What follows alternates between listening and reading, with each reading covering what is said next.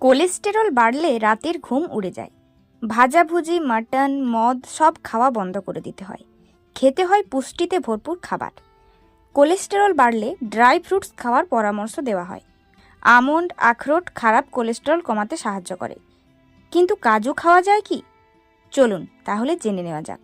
কাজুর মধ্যে মনোস্যাচুরেটেড এবং পলি unsaturated fat রয়েছে। সহজ ভাষায় বলতে গেলে এই বাদামে রয়েছে স্বাস্থ্যকর fat. Magnesium, copper, manganese, zinc, potassium, সেলেনিয়ামের মতো মিনারেলস পাওয়া যায় কাজুর মধ্যে। এছাড়াও রয়েছে অলিক অ্যাসিড। কাজুতে থাকা পুষ্টিগুলো এলডিএল কোলেস্টেরলের মাত্রা কমাতে সাহায্য করে। পাশাপাশি হৃদরোগের ঝুঁকি কমায় কাজু। কাজুতে থাকে ভিটামিন ই, যা ধমনীতে প্লাক তৈরি হতে দেয় না। এতে দেহে রক্ত সঞ্চালন উন্নত হয় এবং কোলেস্টেরলের মাত্রা কমে। কাজুর মধ্যে ওমেগা 3 ফ্যাটি অ্যাসিড রয়েছে, যা শারীরিক প্রদাহ কমায়। পাশাপাশি হার্টের স্বাস্থ্য উন্নত করে এবং হার্ট অ্যাটাকের ঝুঁকিও কমায়। তাই রোজ সকালে আমন্ড, আখরোটের পাশাপাশি 5 থেকে 6টি কাজুও খান। এতে কোলেস্টেরল, রক্তচাপ এবং হৃদরোগের ঝুঁকি কমার সঙ্গে সঙ্গে ইমিউনিটিও বাড়বে।